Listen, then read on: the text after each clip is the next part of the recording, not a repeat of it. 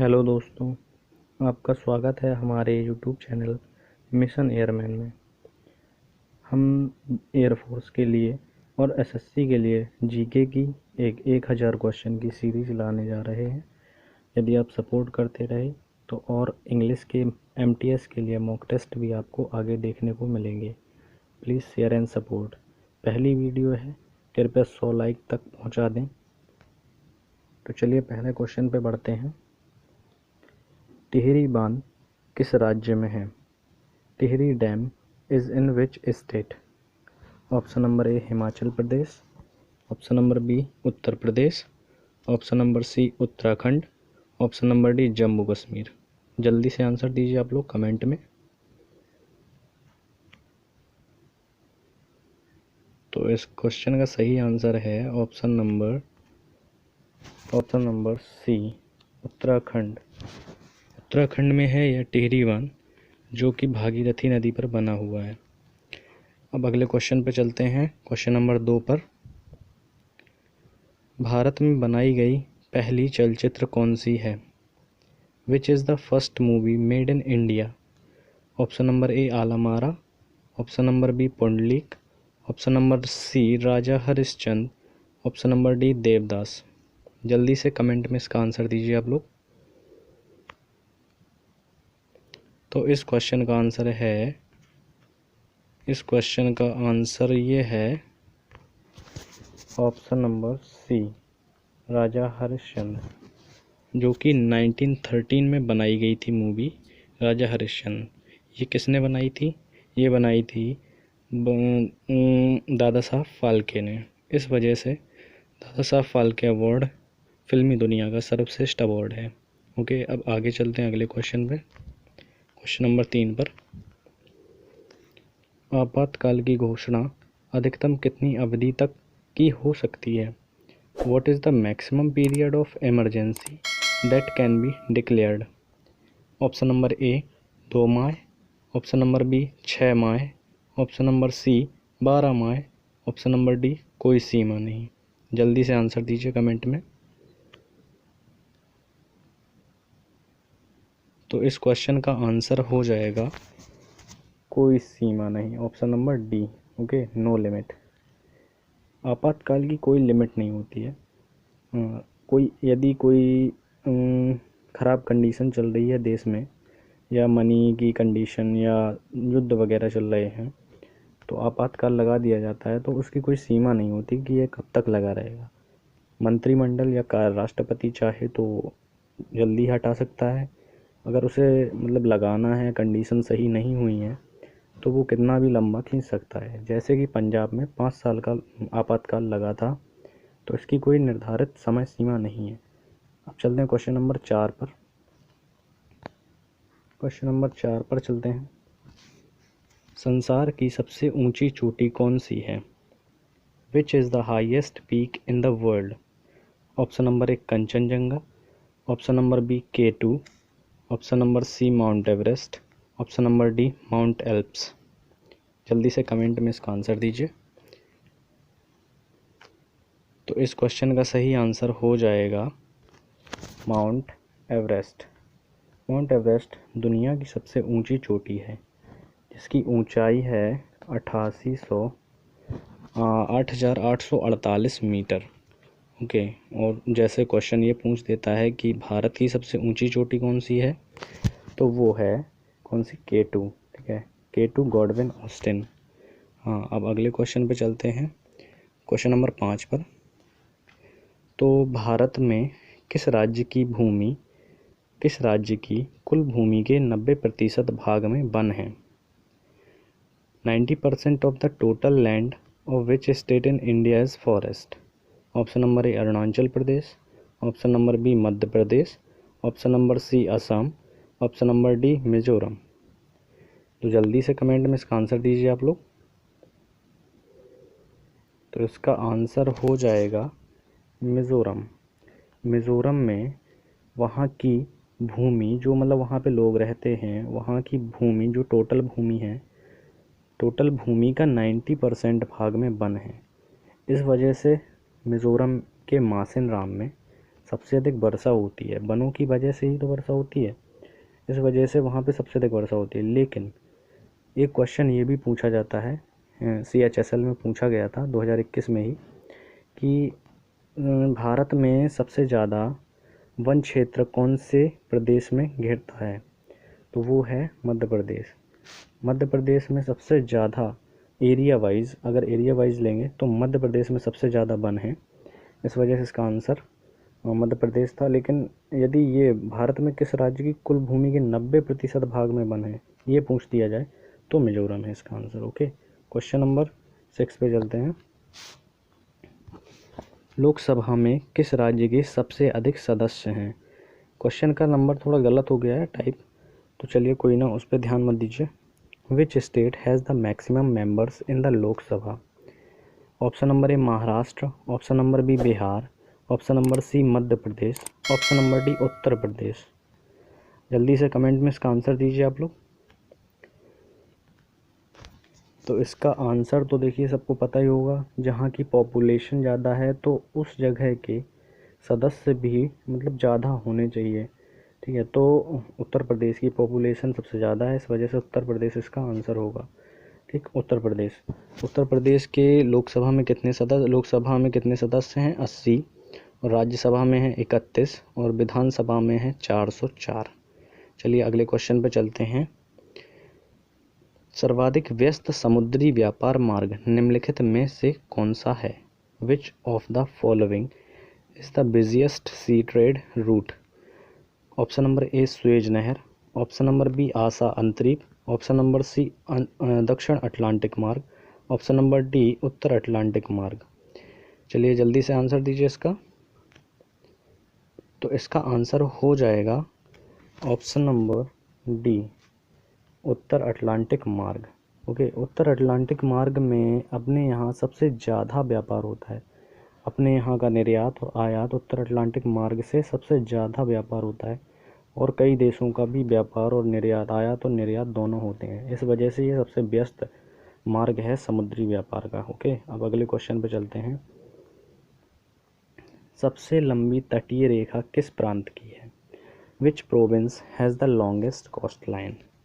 Option number A Andhra Pradesh, option number B Kerala, option number C Tamil Nadu, option number D Gujarat. तो चलिए जल्दी से इसका आंसर दीजिए आप लोग। इसका आंसर है option number D Gujarat. Okay, Gujarat की कोस्ट लाइन सबसे अधिक लंबी है, जो कि 1214 किलोमीटर 1214 किलोमीटर लंबी है। इसके बाद है सबसे लंबी आंध्र प्रदेश की। गुजरात पहले नंबर पे है कोस्ट लाइन में, फिर आंध्र प्रदेश सबसे लंबी है कोस्ट लाइन। ओके, अगले क्वेश्चन पे चलते हैं। नाइटिंगेल ऑफ इंडिया के नाम से कौन प्रसिद्ध थी? Who was famous as the nightingale of India? Option number A Vijay Lakshmi Pandit, option number B Lata Mangeshkar, option number C Sarojini Naidu, option number D Noor Jahan. चलिए जल्दी से कमेंट में इसका आंसर बताइए आप लोग। तो इसका आंसर हो जाएगा सरोजिनी नायडू, ठीक है, सरोजिनी नायडू। कुछ लोग इसका आंसर लता मंगेशकर लगा देते हैं भूलवश, लेकिन इसका लता मंगेशकर नहीं है आंसर, इसका आंसर है सरोजिनी नायडू, ठीक। लता मंगेशकर को क्या बोलते हैं? भारत की कोयल बोलते हैं लता मंगेशकर, क्योंकि इनका गाने का बहुत बढ़िया सुर है, इस वजह से इन्हें भारत की कोकिला बोलते हैं। ओके, ठीक है, अगले क्वेश्चन पे चलते हैं। इंग्लिश चैनल को पार करने वाली पहली महिला कौन सी थी? Who was the first women to cross the English channel? मतलब पहली भारतीय महिला पूछा है इसमें, ठीक है। तो पहली भारतीय महिला, हाँ, option number A Junko Tabei, option number B Ann Bancroft, option number C Aarti Shah, option number D Leven Bancroft. तो चलिए जल्दी से आंसर दीजिए। इसका आंसर हो जाएगा आरती शाह। ओके, आरती शाह पहली भारतीय महिला जिन्होंने इंग्लिश चैनल को पार किया तैर कर। ओके, अब चलिए आगे बढ़ते हैं अगले क्वेश्चन पे। द्रोणाचार्य अवार्ड पुरस्कार किस से जुड़ा है? Dronacharya award is associated with option number ए विज्ञान, ऑप्शन नंबर बी कला, ऑप्शन नंबर सी खेलकूद, ऑप्शन नंबर डी समाज कल्याण। ओके, तो इसका आंसर जल्दी से बताइए आप लोग। इसका आंसर हो जाएगा क्या, खेलकूद। खेलकूद है द्रोणाचार्य। द्रोणाचार्य जी जो कि जिन्होंने अर्जुन को जो महाभारत में अर्जुन थे उनको धनुर्विद्या सिखाई थी, वो हैं द्रोणाचार्य गुरु। इस वजह से ये द्रोणाचार्य जी के नाम पे खेल कूद के लिए रख दिया गया। ठीक है, अब आगे बढ़ते हैं अगले क्वेश्चन पे। निम्न में से चाय का सबसे बड़ा उत्पादक कौन सा है? Which of the following is the largest producer of tea? Option number A America, option number B Israel, option number C Bharat, option number D China. तो जल्दी से कमेंट में इसका आंसर दीजिए आप लोग। जाहिर सी बात है ये इसका आंसर तो सबको पता ही होगा, पता नहीं है तो देखिए मैं बताता हूँ। तो इसका आंसर है ऑप्शन नंबर डी चीन। चीन में सबसे ज़्यादा क्या होती है, चाय।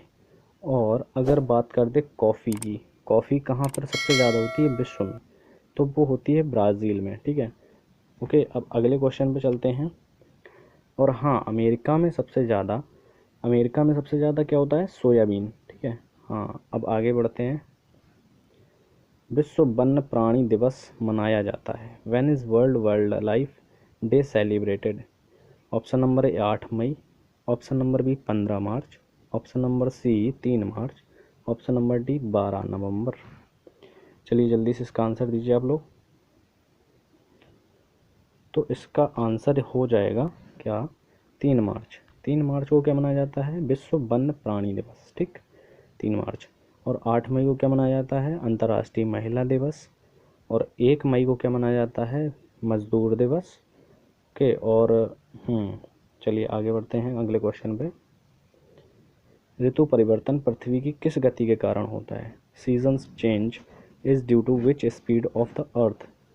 ऑप्शन नंबर ए दैनिक, ऑप्शन नंबर बी वार्षिक, ऑप्शन नंबर सी दोनों, ऑप्शन नंबर डी किसी से नहीं। जल्दी से कमेंट में इसका आंसर दीजिए आप लोग।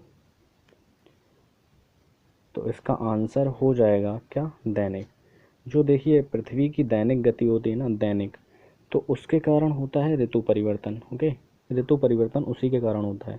हाँ, और जो घूर्णन होता है ना, पृथ्वी का घूर्णन उसके कारण होते हैं दिन रात। ठीक है, चलिए आगे बढ़ते हैं अगले क्वेश्चन पे। देखिए प्रैक्टिस सेशन है और एसएससी के सभी एग्ज़ाम्स में, देखिए मैं इसमें इस सेशन में कुछ एसएससी के एग्ज़ाम्स के क्वेश्चन लूँगा और कुछ एयरफोर्स के क्वेश्चन लूँगा। एयरफोर्स बाई ग्रुप के लिए इम्पोर्टेंट है, और नेवी तो नेवी एनडीए सभी पेपर्स के लिए, मतलब जो ऑल कॉम्पिटिटिव एग्ज़ाम्स हैं सभी के लिए इम्पोर्टेंट होगा सेशन। ठीक है, आप ये मत सोचिए कि एसएससी में एयरफोर्स करा रहे हैं, एयरफोर्स में एसएससी करा रहे हैं। बहुत से लोग करा देते हैं कि एसएससी करा देते हैं, बोलते हैं एयरफोर्स का है, और एयरफोर्स करा देते हैं, बोलते हैं एसएससी का है। लेकिन मैं इसमें आधे आधे क्वेश्चन डिवाइड करता हूँ कि आपका एसएससी का भी प्रिपरेशन होता रहे और एयरफोर्स बाई ग्रुप का भी प्रिपरेशन होता रहे। ठीक है, अगला क्वेश्चन है, कथकली नृत्य भारत के किस राज्य से जुड़ा है? Kathakali dance is associated with which state of India? Option number A है तमिलनाडु, ऑप्शन नंबर बी है कर्नाटका, ऑप्शन नंबर सी है केरल, ऑप्शन नंबर डी है आंध्र प्रदेश। चलिए जल्दी से कमेंट में आंसर दीजिए। तो इसका आंसर हो जाएगा कौन सा, केरल। केरल का है क्या, कथकली। ठीक है, और आपसे पूछ दिया जाए कि भरतनाट्यम कहाँ का लोक नृत्य है, तो आप क्या बोलेंगे, आंसर बताइए अपना। भरतनाट्यम, तो भरतनाट्यम है अपना तमिलनाडु का। भरतनाट्यम क्या है, तमिलनाडु। लेकिन इस क्वेश्चन का आंसर क्या है, केरल। ओके, आगे चलते हैं क्वेश्चन पे। निम्नलिखित में से वह खेल कौन सा है जिसमें फ्री थ्रो दी जाती है?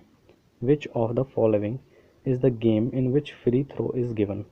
ऑप्शन नंबर ए है बास्केटबॉल, ऑप्शन नंबर बी है फुटबॉल, ऑप्शन नंबर सी है वॉलीबॉल, ऑप्शन नंबर डी है क्रिकेट। तो जल्दी से कमेंट में इसका आंसर दीजिए। देखिए ऑप्शन को एलिमिनेट करिए, क्रिकेट में तो होगा नहीं फ्री थ्रो, कोई मतलब ही नहीं है क्रिकेट में। ठीक है, वॉलीबॉल, अब वॉलीबॉल में देखिए क्या होता है कि वॉलीबॉल में एक पक्ष में 6 प्लेयर होते हैं, दूसरे पक्ष में भी 6 प्लेयर होते हैं, और बीच में एक नेट लगा होता है। बॉल को ऊपर से पार करना होता है, इसमें कोई फ्री थ्रो की गुंजाइश ही नहीं समझो। ठीक है, अब फुटबॉल में तो फ्री थ्रो होना ही नहीं है, थ्रो मतलब हाथ से फेंकना, तो थ्रो, दो वो बास्केटबॉल बचा, इसका आंसर क्या है, बास्केटबॉल। ठीक है, बास्केटबॉल हो गया, तो बास्केटबॉल ही इसका आंसर है। बास्केटबॉल में देखिए जब हाँ फाउल वगैरह हो जाता है तो फ्री थ्रो दिया जाता है दूसरी टीम के खिलाड़ी को, तो वो फ्री थ्रो करता है सर्कल के बाहर से, वहीं से बॉल को उसे बास्केट में डालना होता है। ओके, अगले क्वेश्चन पे चलते हैं। गोदान के लेखक कौन है? Who is the author of Godaan? Option number A Jaishankar Prasad, option number B Munshi Premchand, option number C Harivansh Rai Bachchan, option number D Maithili Sharan Gupt. Okay, तो जल्दी से कमेंट में इसका आंसर दीजिए।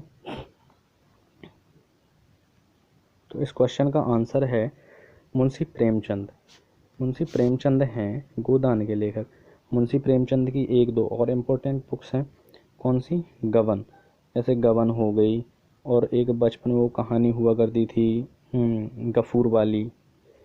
ठीक है, और अब जयशंकर प्रसाद की बात कर लें, जयशंकर प्रसाद की है देखो इम्पोर्टेंट एक कामायनी, कामायनी रचना है जयशंकर प्रसाद की। ठीक है, और चलिए आगे बढ़ते हैं अब अगले क्वेश्चन पे। पृथ्वी अपनी धुरी पर कितने अंश तक झुकी हुई है? To what degree is the earth tilted on its axis? तो ऑप्शन नंबर ए है 23.5 डिग्री, ऑप्शन नंबर बी है 25 डिग्री, ऑप्शन नंबर सी है 50 डिग्री, ऑप्शन नंबर डी है 70 डिग्री। चलिए जल्दी से आंसर दीजिए कमेंट में। तो देखिए इसका आंसर हो जाएगा आपका क्या, 23.5 डिग्री। देखिए सभी एग्ज़ाम्स के लिए इम्पोर्टेंट है ये मत सोचिएगा कि हल्के क्वेश्चन हैं तो ये पेपर में नहीं आते हैं, और कठिन क्वेश्चन मैं आपको करा दूंगा, तो कठिन ज़रूरी नहीं है कि पूछा जाए, हल्के क्वेश्चन हैं इस वजह से आएंगे पेपर में आपके, देख लीजिएगा। ठीक है, अब अगले क्वेश्चन में बढ़ते हैं। क्वेश्चन नंबर 21, अलीगढ़ मुस्लिम विश्वविद्यालय का संस्थापक कौन था? Who was the founder of Aligarh Muslim University? Okay, option number A है Mirza Ghulam Ahmad, option number B है sir Syed Ahmad Khan, option number C है Bahadur Shah Zafar, option number D है आगा खां। चलिए बताइए जल्दी से कमेंट में इसका आंसर, मैं वेट करता हूँ तब तक। तो इसका आंसर हो जाएगा क्या, इसका आंसर है सर सैयद अहमद खां। ठीक है, अलीगढ़ मुस्लिम यूनिवर्सिटी जो थी, अलीगढ़ मुस्लिम यूनिवर्सिटी, उसके फाउंडर कौन थे, सर सैयद अहमद खां, और इन्होंने मुस्लिम समाज के लिए काफ़ी उचित कार्य किए, तो इस वजह से मतलब इनका काफ़ी इन्हें उच्च दर्जा प्राप्त है मुस्लिम समाज में। तो चलिए आगे क्वेश्चन पे चलते हैं। यूरेनियम सबसे अधिक कहाँ पाया जाता है? तो भाई यूरेनियम की बात होती है, where is uranium most commonly found? ठीक, ऑप्शन नंबर ए है झारखंड, ऑप्शन नंबर बी है राजस्थान, ऑप्शन नंबर सी है Andhra Pradesh, option number D है Orissa. Okay, option number D. तो चलिए जल्दी से इसका आंसर बताइए। तो देखिए इसका आंसर बड़ा ही सिंपल है, इसका आंसर क्या है, इसका आंसर है अपना आंध्र प्रदेश। ओके, आंध्र प्रदेश, आंध्र प्रदेश में सबसे ज़्यादा यूरेनियम पाया जाता है। ठीक, कुछ लोग झारखंड इसका आंसर लगा देते हैं, तो झारखंड में बता दें कि झारखंड में कोयले की खानें हैं। कहाँ पे, जो झारखंड का एक ज़िला है झरिया, झरिया और धनबाद, वहाँ पे कोयले की खानें मिलती हैं। ठीक है, तो हाँ बस यूरेनियम कहाँ पाया जाता है, आंध्र प्रदेश में सबसे ज़्यादा। ठीक, अब अगले क्वेश्चन चलते हैं। अर्थशास्त्र किसने लिखा था? तो अर्थशास्त्र, हु रोट इकोनॉमिक्स? ठीक, option number A Kautilya, option number B Fa Hien, option number C अरस्तु, एरिस्टोटल। ओके, तो जल्दी से कमेंट में इसका आंसर दीजिए। तो इसका आंसर हो जाएगा क्या, इसका आंसर हो जाएगा option number A Kautilya, Kautilya हो जाएगा इसका आंसर। अर्थशास्त्र क्या है, कौटिल्य ने लिखी थी। ठीक है, चलिए आगे चलते हैं अगले क्वेश्चन पे। वेस्ट इंडीज़ की खोज किसने की? Who discovered the West Indies?